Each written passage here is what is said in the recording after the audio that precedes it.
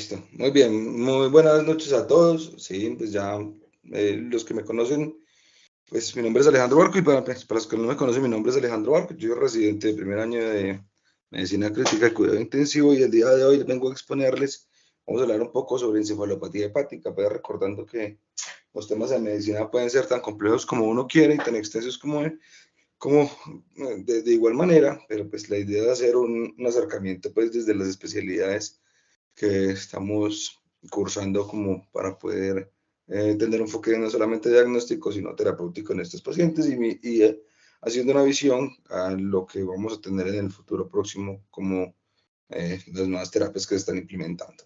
Entonces, este es el rótulo que les traigo para el día o el orden del día.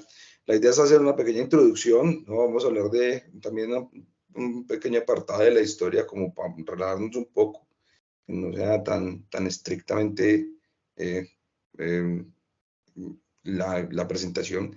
Vamos a hablar de las generalidades, vamos a hablar de la epidemiología, la fisiopatología, cómo son las características de la presentación clínica, cómo es la clasificación, vamos a hablar del manejo de la encefalopatía mínima o encubierta, cómo vamos a manejar la enfermedad en la encefalopatía manifiesta. Aquí vamos a hacer un largo apartado pues, de los medicamentos que hay, de los diferentes tratamientos y de lo que hay a futuro.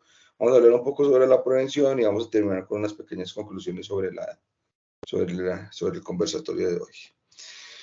Esto es como para entrar en materia. En una de las pausas activas, mientras estaba desarrollando este tema, me dio por preguntarle a una inteligencia artificial creadora de imágenes cómo se imaginaba que era un paciente con una encefalopatía hepática y le di las características clínicas que nos podían presentar.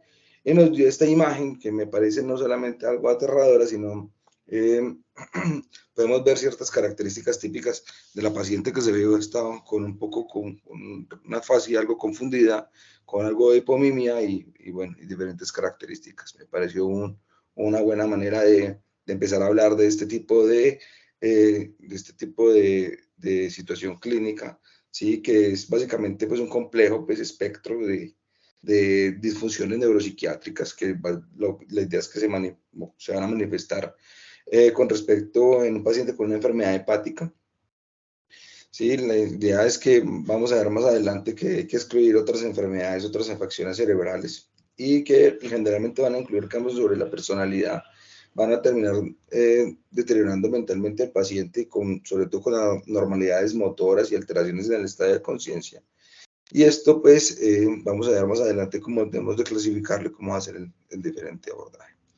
Con respecto a la historia, encontré un artículo que me pareció muy bonito, donde Miguel Ángel hablaba sobre la historia de Noé, y esto es un fresco que se llama Fresco de la embriaguez de Noé, y ya desde ese tiempo empezaban a hacer una relación directa entre, entre los problemas hepáticos y el deterioro del estado de conciencia de los pacientes.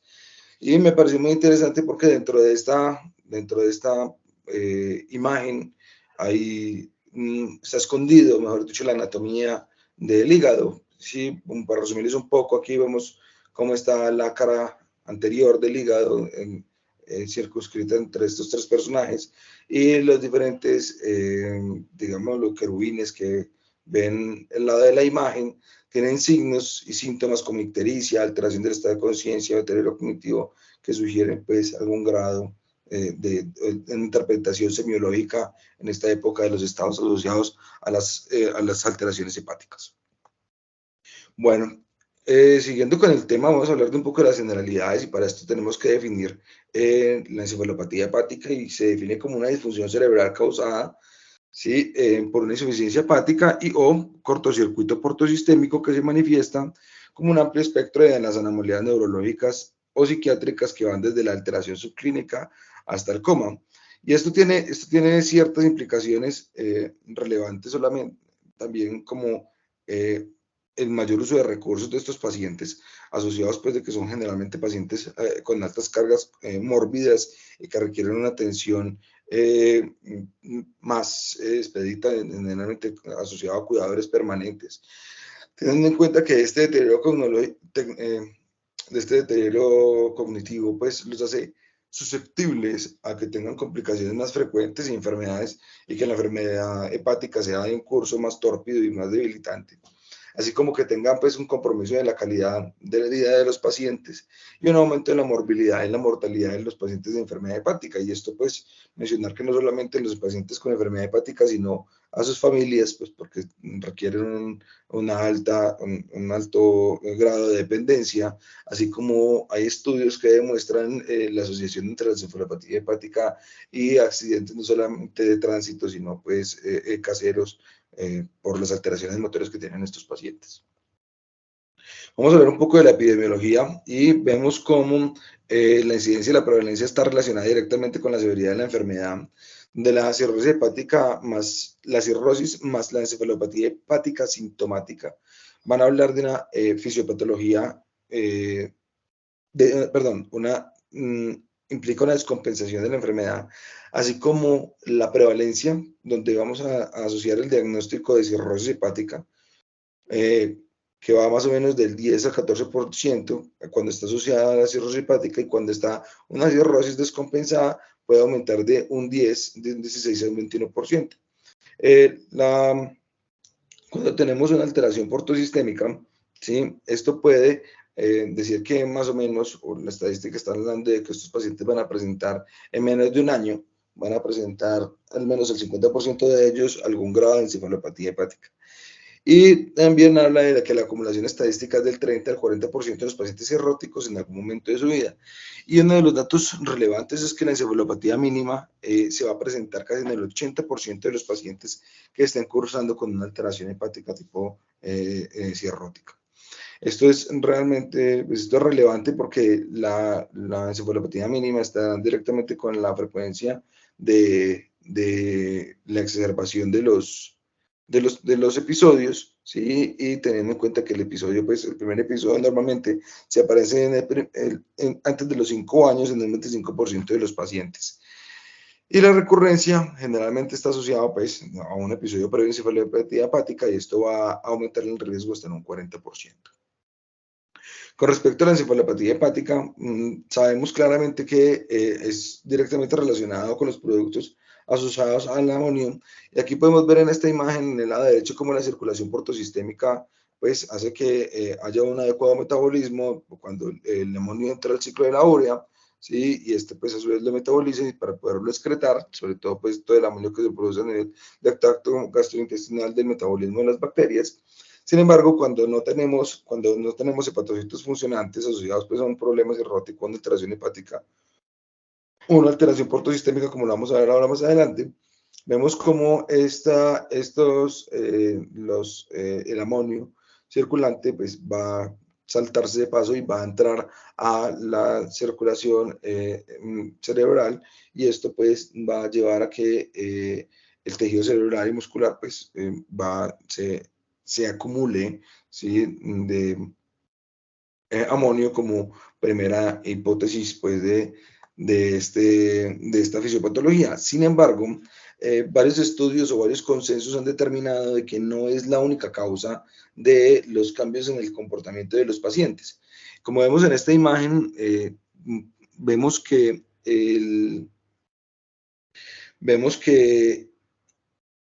el astrocito, ¿sí? Como lo vemos aquí arriba, está directamente relacionado, o va a utilizar la glutamina como neurotransmisor, y cuando hay un aumento del amonio en sangre, esto va a aumentar la permeabilidad, y esto va a bloquear pues, la exportación pues, de glutamina desde el astrocito hasta la hendidura sináptica, lo que va a causar un proceso, ¿sí? de inflamación a nivel del astrocito, asociado pues a todas las sustancias, a todas las citoquinas que pueden estar relacionadas pues con el daño y con la alteración de los cambios de comportamiento. Esto pues vamos a decir pues que básicamente pues la hiporanoemia previene pues, o el amonio va a provenir de múltiples fuentes, ¿sí? Y normalmente el 50% de ellas se va a generar a través del metabolismo de las proteínas a nivel intestinal. Y sin embargo, los últimos estudios han relacionado que no es la única causa, ¿sí? Asociada al deterioro cognitivo de estos pacientes. Y en eso aparece también el flujo sanguíneo cerebral disminuido, asociado pues a lesiones hipóxicas debido pues a las complicaciones sistémicas de nuestros pacientes, así como el metabolismo alterado de la glucosa y del oxígeno, eh, también pues que van a determinar o que va a estar relacionado directamente con la hipertensión intracraneal y el metabolismo de la glucosa, así como el consumo de oxígeno, que van a estar disminuidos en estos pacientes,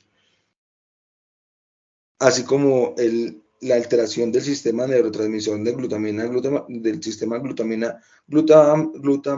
glutamatérgico, y esto pues a, va a responder también a alteraciones sobre, pues con una hipótesis en el receptor de GABA benzodiazepínico, ¿sí? Donde pues dice que la alteración en el sistema GABA, pues debido a la insuficiencia hepática, se va a asociar pues con la entrada o el incremento del GABA al cerebro, y esto pues va a ser su efecto de neuroinhibición, y esto va a afectar la función cerebral del mismo.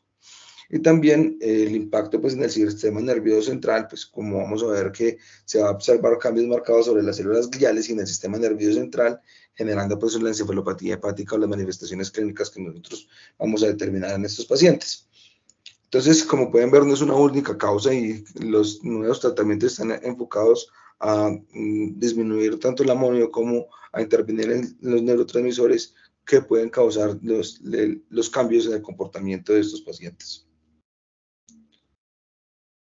Entonces, con respecto a esto, podemos ver que las características clínicas del paciente van a variar desde la concentración de amonio en sangre, es decir, el deterioro que va a tener va a ir directamente relacionado con la concentración del mismo, y esto puede verse de una clínica muy variable, desde pueden tener alteraciones de las pruebas psicométricas hasta pues, el coma, ¿sí? O estados graves en el estado pues, en el deterioro cognitivo, en el deterioro neurológico de estos pacientes. Pero lo primero que va a presentar, pues, van a ser cambios en la personalidad, ¿sí? Y así como, pues, alteraciones en la memoria de trabajo, la velocidad psicomotora, la atención, la orientación, las habilidades la habilidad visoespacial, así como la agitación y la somnolencia. Y es un signo muy frecuente en estos pacientes que pueden tener alteración del ciclo del sueño, alternando esta causa, donde van a estar, pues, alterándolo totalmente o invirtiéndolo, por decirlo de alguna manera. Sin embargo, normalmente la presentación clínica que vamos a encontrar en estos pacientes va a ser de dos características grandes, donde vamos a tener no solamente los cambios, bueno, de tres características, donde vamos a ver los cambios en el comportamiento y alteraciones motoras, donde vamos a encontrar la hipertonía, la hiperreflexia. Si el paciente ya se encuentra en coma, vamos a encontrar la hiporreflexia y signos piramidales. Y vamos a ver el Babinski, el déficit focal. Dicen que es normalmente inusual, así como los movimientos involuntarios y las convulsiones. Sin embargo, las disfunciones extrapiramidales como la rigidez, la hipomimia, la bradiquinesia, la hipoquinesia, la lentitud del lenguaje y la disquinesia van a estar muy frecuentemente asociados a estos pacientes. Sin embargo, hay un signo clínico que es altamente llamativo, ¿sí? No es patognomónico de esta patología, sin embargo, sí está altamente relacionado con la misma, y es la asterixis, y básicamente la definición es la pérdida del tono postural de las falanges cuando se logra hacer pues una hiperextensión de las mismas. Y esto va a estar generalmente presente a partir del grado 2 de los pacientes, a partir del grado 2 de la escala de Haven. Ahorita la vamos más adelante se las explico. Sí, y esto pues recordar pues que no es exclusiva pues de esta patología, y se puede encontrar en otro tipo de encefalopatías metabólicas, ¿sí? O cuando el paciente se encuentra en alguna hipoxia cerebral. Sin embargo, es altamente llamativo el síntoma y debería ser buscado de manera activa durante el examen físico en los pacientes en los que lo estamos sospechando. Entonces, siempre es importante en los pacientes ya conocidos que tengan una alteración hepática, tratar de determinar cuál es el factor precipitante de las mismas, así como el epiléptico convulsiona, como el diabético presenta su disglicemia. Los pacientes con encefalopatía con problemas hepáticos tienen normalmente un desencadenante o un factor un factor precipitante que va a llevar a que se presente esta patología. Y dentro de ellas, las más frecuentes van a ser las infecciones, las alteraciones electrolíticas, la hemorragia digestiva, ¿sí? Y hablando de las recurrencias, el estreñimiento va a ser una de las más importantes.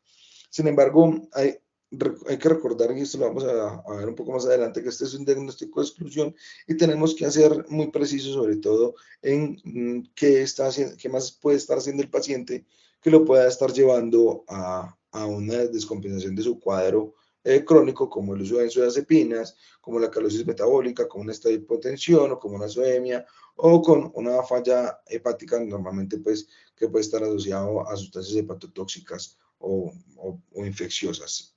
¿Listo? Entonces esta es la escala de Haven y de Westhaven que les decía está dividida en 4 puntos básicamente, porque en primera instancia no se tomaba la mínima.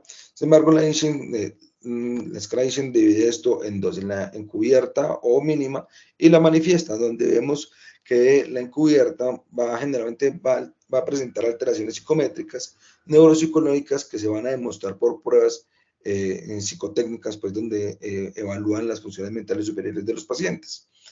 Y ya la manifiesta, ¿sí?, que la vamos a encontrar ya cuando el paciente tiene síntomas como la letargia, la apatía, la desorientación, el cambio de personalidad, que sea evidente, un comportamiento inapropiado, la dispraxia, que ya van a empezar a aparecer signos clínicos como la asterexis.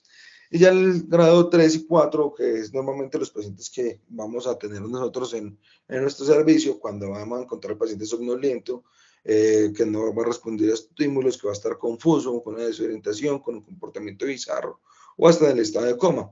Y esta imagen del iceberg la trabajo porque la encubierta es realmente fácil de determinar por lo evidente de los síntomas, es decir, fácil de sospechar, fácil de determinar, ¿sí?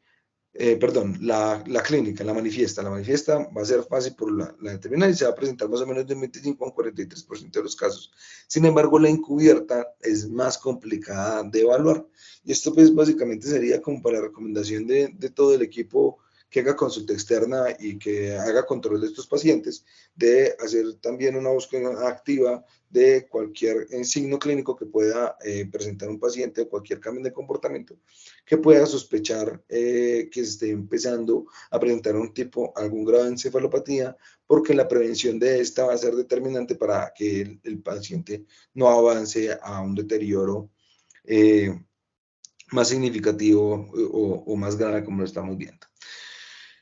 Como les estaba diciendo, el diagnóstico de la encefalopatía hepática es un diagnóstico de descarte, ¿sí? Entonces, básicamente tenemos que estarlo asociar a una persona, a un paciente que tenga alguna alteración hepática con cambios de comportamiento, ¿sí?, que no se ha demostrado pues por otras causas.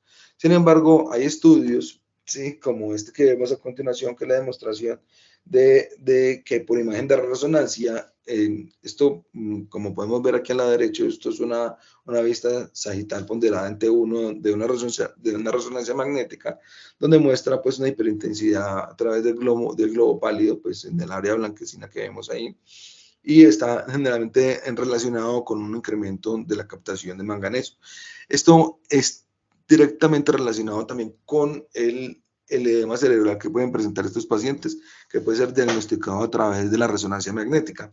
Y este estudio que les traigo a continuación, pues lo reveló pues que el contenido de agua del cerebro de estos pacientes era más elevado y que si se hacía el tratamiento adecuado con los diferentes medicamentos que vamos a ver más adelante, estos cambios puedan ser reversibles y que no iban a alterar como tal la estructura del parénquima cerebral. Y que también estaba relacionado con las pruebas estos hallazgos están relacionados directamente con las pruebas neuropsicológicas que podían estar pues asociadas a problemas cerebrales y problemas hepáticos. Bueno, después de que uno sospeche el diagnóstico, descarte las otras situaciones clínicas, como los diagnósticos diferenciales que ya vamos a mencionar, la idea es clasificar la encefalopatía hepática para poderle dar un adecuado manejo.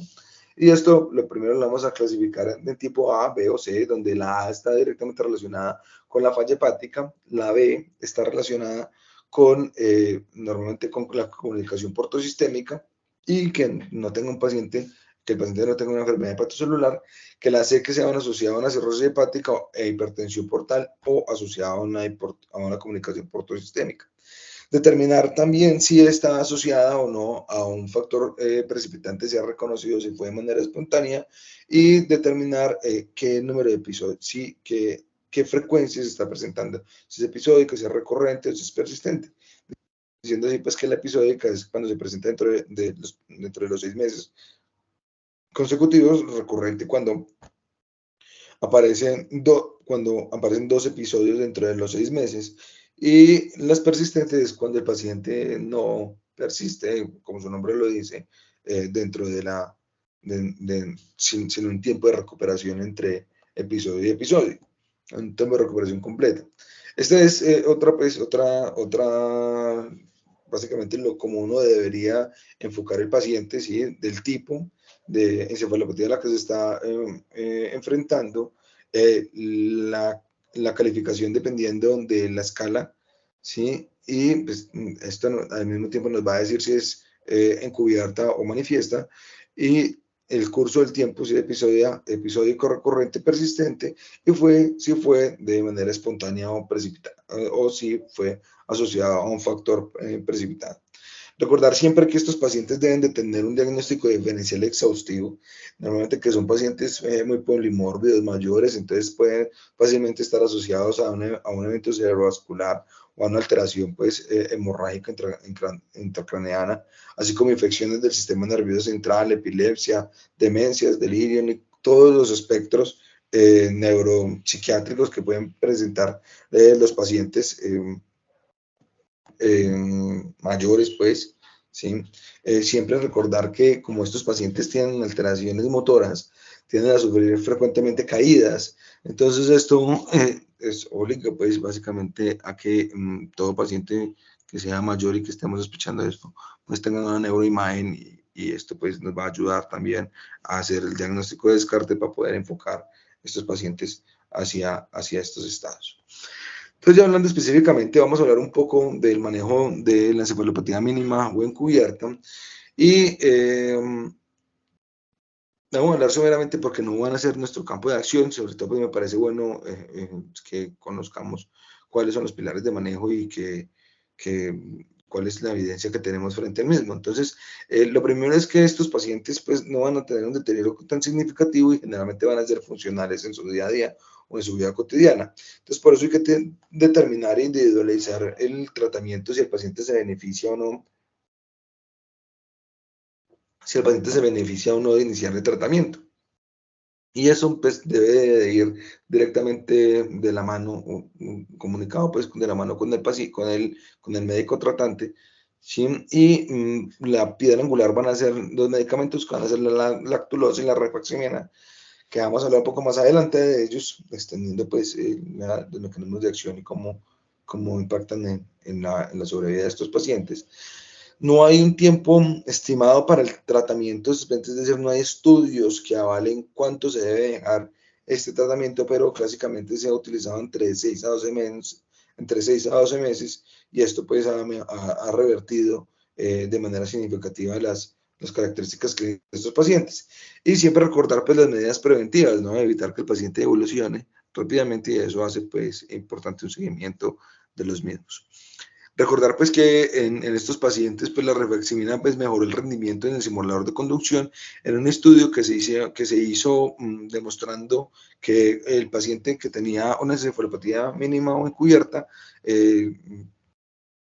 presentaba 2 pruebas en 2 momentos diferentes, y como él solamente el usar rifaximirina mejoró la respuesta motoras y de reflejos de estos pacientes. También recordar pues que el tratamiento por 3 meses con lactuloso mejoró el desempeño como la calidad de vida de estos pacientes, que demostró también que la rifaximirina en un costo de no inferioridad frente a comparado con la lactulosa, pues no tuvo un impacto significativo. Sin embargo, la lactulosa demostró ser una opción costo efectiva, pues mucho mejor comparado pues con precios. La rifaximirina es mucho más costosa. Ya hablando de la que muy probablemente nos vamos a enfrentar en el día a día, ¿sí? Aunque no es una patología tan frecuente como uno creería, alguna vez nos vamos a encontrar con un paciente de estos, y esta es una última actualización, esta es una de las últimas actualizaciones, ¿sí? Donde hablan de la actualización de los manejos, de la actualización de los avances que hay en el manejo de la encefalopatía hepática. Deme un segundito, listo, perdón. Ok.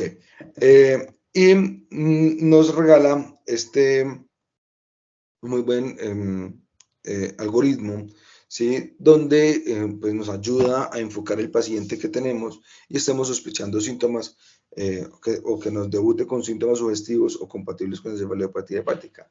Entonces, lo primero que nos debemos de preguntar es si el paciente tiene alguna alteración hepática, si tiene cirrosis, si tiene shunts portosistémicos o si tiene algún grado de alteración en la función hepática que nos pueda enfocar o nos pueda ayudar a pensar en este diagnóstico.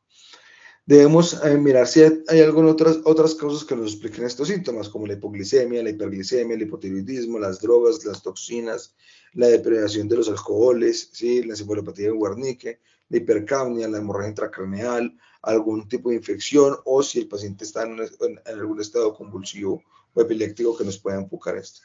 Después de que tengamos el diagnóstico, que estemos enfocados a este paciente, creería, pues dentro de nuestro manejo, lo primero que tenemos es, como siempre, hacer un manejo especial del ABC. Por recordar a los pacientes, el deterioro cognitivo les puede llevar a que no protejan la vía aérea, y esto puede ser algo pues fatal para estos pacientes, ¿sí?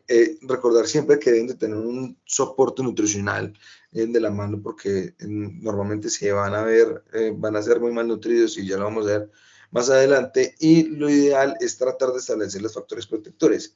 Sin embargo, tanto en la unidad de cuidado intensivo como como en el servicio de urgencias, tenemos que preocuparnos para hacer un seguimiento y una monitorización del control de estos pacientes. Y recordar que muy probablemente estos pacientes se van a encontrar con algún grado de edema cerebral. Sé que esta diapositiva es un poco extensa, ¿sí? Pero voy a tratar de resumírselas un poco hablándoles así en 5 puntos importantes. Lo primero es la corrección metabólica de estos pacientes, y entonces estar pendiente no solamente de los electrolitos, sino como del equilibrio ácido-base, ¿sí? Recordar pues que si el paciente se encuentra bajo ventilación mecánica, se va a beneficiar de una alcalosis respiratoria leve, ¿sí? En los pacientes, tratar de evitar tanto la hiperglicemia como la hipoglicemia, ¿sí? Entonces, a veces van a requerir infusiones intravenosas de glucosa de mantenimiento, infusiones de glucosa, ¿sí? O mantenimiento y un estricto control de los mismos.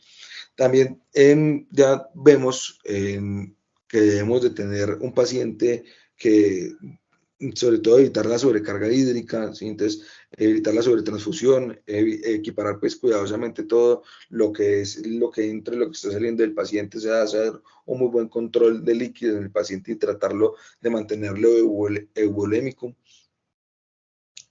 Además, pues lo ideal es tratar de definir si el paciente es candidato a diálisis, sobre todo en pacientes que están asociados a una alteración renal, y esto pues pueda estar empeorando o siendo el precipitante de la causa de estos pacientes de estar descompensados, ¿sí? Así como recordar pues que la ventilación mecánica puede ser algo que pueda empeorar el grado de la encefalopatía hepática, ¿sí? Y recordar pues que solamente estaría indicado en la protección de la vía aérea, ¿sí? Para prevenir la neumonía por respiración. Y también pues vamos a considerar pues la colocación de algún algo para poder medir la presión intracraneal en estos pacientes. Dame un segundo que tengo un problema técnico.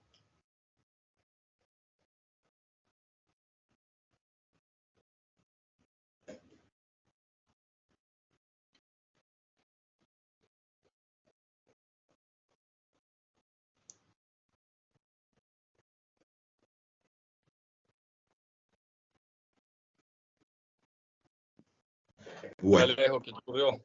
Bien, no sé, bro, se me desconectó aquí una cosita del audio, pero bueno, creo que ya lo recuperé, ¿cierto? ¿Ya me escuchan bien, cierto? Sí, señor. Listo.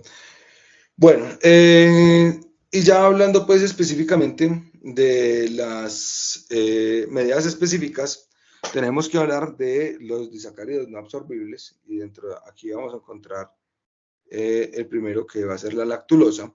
Recordar pues que esta es la piedra angular del tratamiento de la encefalopatía hepática, ¿sí? Y pues, recordar pues que es un disacárido no absorbible que pues, es fermentado por bacterias en el intestino.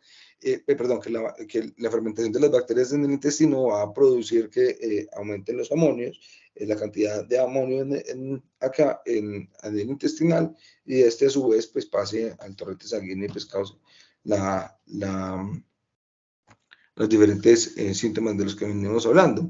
Entonces, la lactulosa básicamente, ¿cómo va a funcionar? Va a alterar la flora bacteriana intestinal y eso va a disminuir el pH colónico, así como ayuda, pues, de la misma manera, ayuda a reducir la producción de toxinas de amoníaco, y esto va a atrapar el amoníaco en el intestino y evitando, pues, su difusión a través del resto del cuerpo. Va a aumentar el contenido de agua, ¿sí? En las heces, ayudando no solamente a eliminar toxinas, desechos, también líquido en pacientes que estén sobrehidratados, y también pues que la idea es que se administre la necesidad que tenga el paciente para alcanzar de 2 a 3 heces sueltas al día, y de esta manera mejorar el pronóstico del paciente. La lactulosa tiene muchos estudios que avalan su uso y que, pues, que lo promedian, y por eso decía que era la piedra angular de todos estos pacientes. Sin embargo, como vamos a ver más adelante, ¿sí? El 22% de estos pacientes van a tener una resistencia, una falla terapéutica a la lactulosa.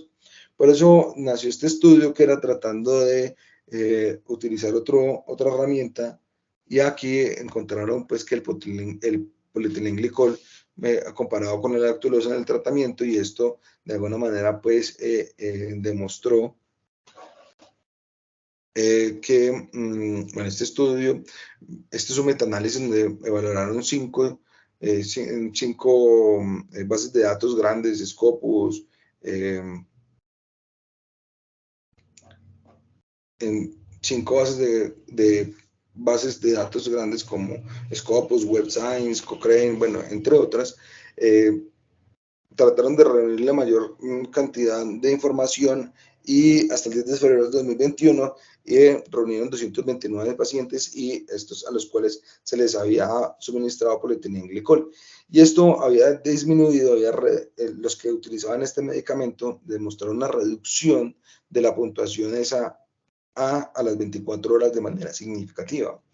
Esa puntuación es esta puntuación, que es la hepática encefalopatía scoring algoritmo, que lo que nos ayuda es a definir el pronóstico de los pacientes, cómo va evolucionando, y esta escala nació porque es mejor para determinar estados intermedios de deficiencia o de alteración neuropsicológica en los pacientes, y permitía pues mejorar sobre todo la detección y la graduación de la encefalopatía hepática. Entonces, este estudio la avala, este es un estudio del 2008, y avala el uso de esta prueba para determinar el pronóstico de estos pacientes. Bueno, ya con respecto a la eliminación del amonio, tenemos este estudio que es un clásico del 2010, que es la rifampicina en el tratamiento de la encefalopatía hepática, ¿sí? Y básicamente fue un estudio que se realizó contra placebo en 299 pacientes que tuvieran pues algún grado de encefalopatía hepática, y demostraron pues que las pacientes podían tener una remisión al recibir rifaximin versus placebo durante los próximos 6 meses. Y la rifaximin redujo significativamente el riesgo, el riesgo de un episodio de encefalopatía hepática en comparación al placebo, hasta en un 22.1% versus 45.9% el uso de la rifaximina. También demostró que el 13.6% de los pacientes en el grupo de la rifaximina tuvieron una hospitalización relacionada con la encefalopatía hepática versus el grupo de placebo, que requirió hasta un 22.6%. El tratamiento con la rifaximina se mantuvo remisión pues, en la encefalopatía hepática de manera más efectiva que el placebo, y redujo significativamente el riesgo de hospitalización relacionada con encefalopatía hepática. Hay que recordar pues, que la dosis de la rifaximina puede ser de 550 miligramos vía oral 2 veces al día o 400 miligramos 3 veces al día, y que se ha demostrado que tiene mucho mejor rendimiento si se asocia con lactulosa y con otros medicamentos que vamos a ver un poco más adelante. ¿Listo? También dentro del tratamiento vamos a encontrar los inhibidores los agentes captadores de amoníaco. Y aquí encontramos la L-ornitina y la N-aspartato, que son aminoácidos, ¿sí?, que se van a encargar. Son atrapadores de amoníaco, y esto pues van a ser una sal compuesta que se demostró que reducen pues los niveles de amoníaco y aumentan su eliminación, básicamente a través de que aumentan el metabolismo o más bien activan las enzimas de los hepatocitos que quedan todavía, los supervivientes que quedan a nivel hepático, activando las enzimas tanto la carbamil fosfato sintetasa y la glutamil sintasa. Estos medicamentos, este medicamento pues ha demostrado pues o va a sugerir que va a reducir las muertes y por encefalopatía hepática, así como que va a mejorar pues la recurrencia de los episodios con cirrosis hepática. Y hay otros nuevos que están en estudio, ¿sí?, también como agentes captadores de amoníaco, que van a ser el funibutirato de glicerol y el fenilacetato de ornitina. Estos últimos dos pues todavía se están comprobando en ensayos clínicos, sí, pero tienen un mecanismo de acción muy similar a los aminoácidos en cuestión. Bueno, con respecto a los probióticos, hoy en día muy utilizados, encontré este artículo reciente de marzo del 2023, ¿sí?, donde hacen una comparación en el uso de probióticos, rifaximina y lactulosa en los pacientes con encefalopatía hepática mínima, y demostraron pues que básicamente, bueno, los más utilizados fueron los lactobacilos y las bifidobacterias, y este estudio se realizó en 323 pacientes cirróticos que les dieron, básicamente se fueron sometidos tanto a probióticos, al rifaximina y lactulosa, y tuvieron estos respectivos porcentajes cuando aplicaron este tipo de terapia en los diferentes pacientes, y demostraron pues que tanto los probióticos como la rifaximina y la lactulosa eran seguros y efectivos, no aumentaban la mortalidad ni hacían que progresara la enfermedad. Sin embargo, por sí solos los probióticos no impactó ni en mortalidad ni en la progresión de la enfermedad. Sin embargo, sí demostraron una mejoría cuando se asociaban a los otros medicamentos que utilizamos, como son la lactulosa y la rifaximina. Entonces, sí, creo que es una buena medida una buena medida, en la medida pues, de que se aplique al paciente, que lo vayamos a mejorar. Los antagonistas de las benzodiazepinas, pues estuve leyendo que de alguna manera esto no se utiliza todavía aquí en Colombia, y creo que es algo como para pacientes muy puntuales, donde pues esto ha demostrado pues que hay varios estudios y varios ensayos controlados aleatorizados pues donde demostraron pues que el uso corto de flumazenilo en el tratamiento pues de la encefalopatía hepática pues no fue superior a placebo. Sin embargo, sí demostraron, bueno, aquí hay un artículo que decía que sí había un impacto en los pacientes con cefalopatía y demostraban una mejoría hasta el 60% cuando se comparaba con placebo y se demostraba con cambios relacionados con el electroencefalograma. Sin embargo, los artículos que trataron de reproducir no mostraron cambios significativos. Solamente hicieron un apartado donde decía que podría jugar un papel importante en los pacientes que tenían un uso crónico de benzodiazepinas, que creo que es en el único apartado donde quedaría reservado este tipo de medicamentos.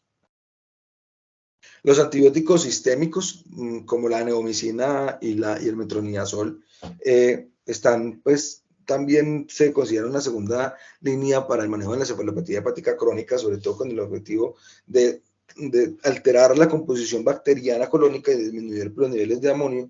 Sin embargo, no se utilizan frecuentemente porque tienen alta tasa tienen muy poca adherencia al tratamiento, además con una alta tasa de reacciones adversas, como nefrotoxicidad, malestar epigástrico, toxicidad, neurotoxicidad, ¿sí? Y que generalmente pueden ser reversibles, así como pueden presentar estos pacientes que se someten a metronidazol de manera crónica, neuropatía periférica, así como reacción del sulfarano, el efecto antabús cuando se asocian al consumo de alcohol, ¿sí?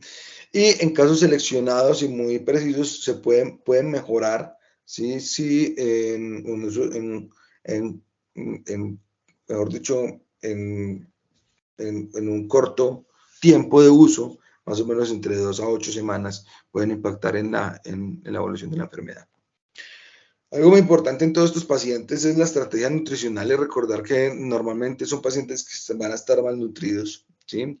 Que normalmente esta malnutrición se va a presentar casi en un 75% de los pacientes, y esta malnutrición a su vez va a impactar gravemente pues, en el pronóstico de la enfermedad, así como la paracentesis, la anemia y las hemorragias por gastrointestinal o la dieta, pues estos pacientes van a tener una pérdida de proteínas de manera significativa y a su vez una pérdida de masa muscular. Esta pérdida de masa muscular pues, va a estar asociada pues, generalmente al metabolismo muscular esquelético de la urea, de la glutamina sintetasa y la reducción de aminoácidos ramificados. Por eso estos pacientes se van a beneficiar de una dieta primero pues energética, no, que fluctúe entre 35 a 50, qué pena, aquí se me fue un 3, es 50, de 35 a 50 kilocalorías kilogramo peso, por el peso ideal, una dieta proteica rica en 1.2 a 1.5 gramos por kilogramo de peso y una dieta rica en fibra de 25 a 35 gramos día. Recordar pues que la estrategia nutricional de estos pacientes es un pilar en el tratamiento para la adecuada recuperación del mismo y evitar complicaciones. Sobre todo recordar que la nutrición es muy importante para las unidades de cuidado intensivo y que en la medida que más rápido podemos recuperar el estado nutricional del paciente, pues vamos a impactar en la mortalidad del mismo. Bueno, este artículo lo traigo como de alguna manera, algo que podemos decir que es algo novedoso con respecto a las nuevas estrategias de manejo que están haciendo en estos pacientes y recordando pues en la fisiopatología que la microbiota o la alteración de la microbiota intestinal en los pacientes con encefalopatía hepática impacta en la evolución de la enfermedad. Entonces, se han hecho varios estudios donde están hablando del trasplante de materia fecal.